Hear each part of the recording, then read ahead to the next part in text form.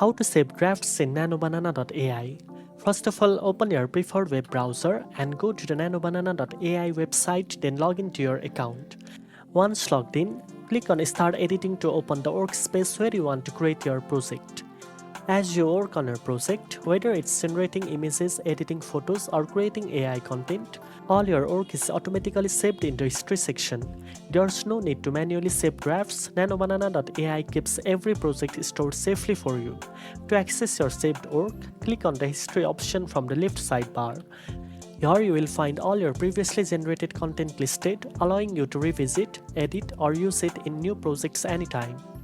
This automatic saving feature ensures that none of your progress is lost, keeps your workspace organized, and makes managing multiple projects easy and stress-free. Now you know how to save drafts in NanoBanana.ai.